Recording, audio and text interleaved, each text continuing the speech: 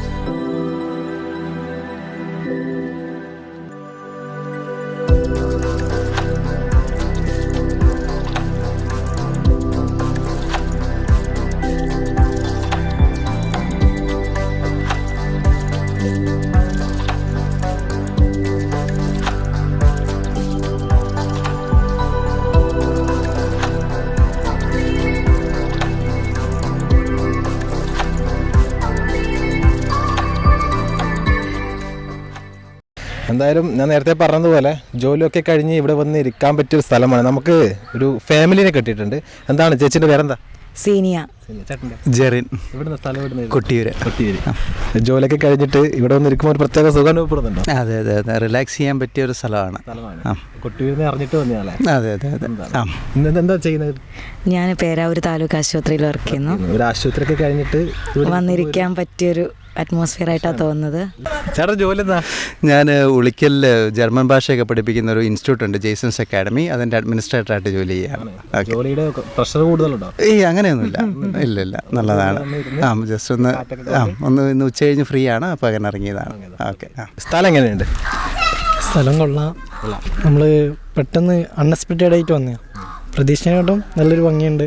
കുറേ ആൾക്കാർ ഫാമിലീസിനെല്ലാം വന്നിരിക്കാൻ പറ്റിയ നല്ലൊരു സ്പോട്ടായിട്ട് വന്നിട്ടുണ്ട്. എവിടെ സ്ഥലം? എവിടെയാണ്?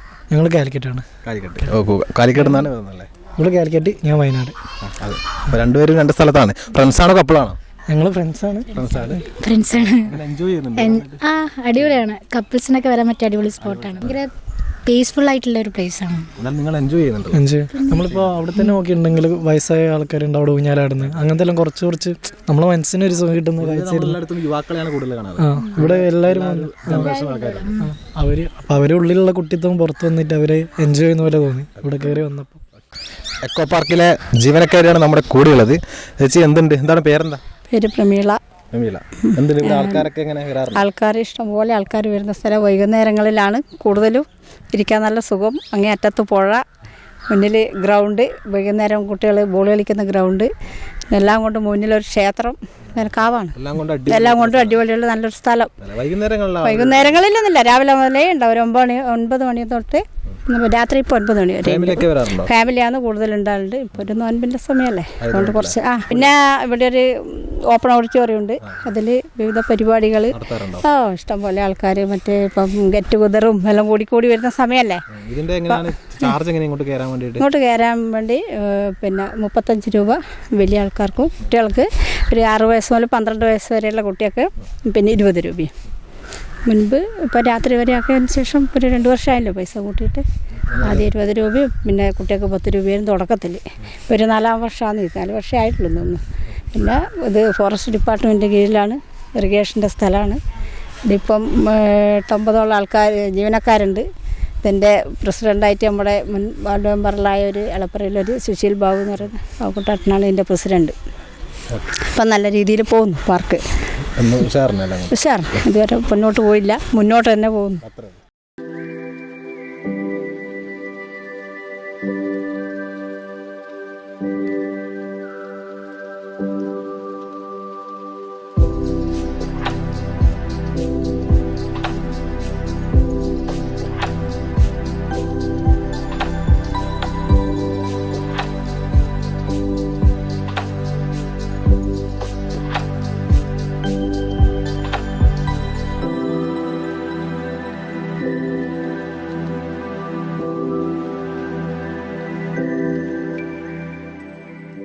ജോലിയും തിരക്കുകളെല്ലാം നമുക്ക് എല്ലാവർക്കും ഉണ്ട്. എന്നാൽ നമ്മുടെ ഒരു വിലപ്പെട്ട സമയമുണ്ടല്ലോ, ആ സമയത്തിലെ കുറച്ച് സമയം നമ്മുടെ ഒരു മൈൻഡ് റിലാക്സ് ചെയ്യാൻ വേണ്ടിയിട്ട് നമ്മൾ മാറ്റി വെക്കണം.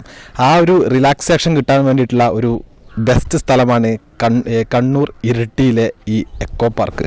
ഇവിടെ ഫാമിലി ആയിട്ടും അതുപോലെ തന്നെ ഫ്രണ്ട്സായിട്ടും കപ്പിൾസായിട്ടും എല്ലാ രീതിയിലുള്ള ആൾക്കാർക്കും ഇവിടെ വന്ന് എൻജോയ് ചെയ്യാൻ പറ്റും. അത്രയ്ക്കും മനോഹരമായും പ്രൈവസി ഉള്ളതുമായിട്ടുള്ള ഒരു സ്ഥലമാണ് എക്കോ പാർക്ക്. ഭയങ്കര മനോഹാരിതയാണ്, പൂവുകളൊക്കെ ഉണ്ട്, കുട്ടികൾക്ക് കളിക്കാൻ പറ്റിയ എല്ലാ ഇതും ഇവിടെയുണ്ട്, ഊഞ്ഞാലുകളുണ്ട്, എല്ലാം കൊണ്ടും ഒരു അടിപൊളി സ്ഥലമാണ്.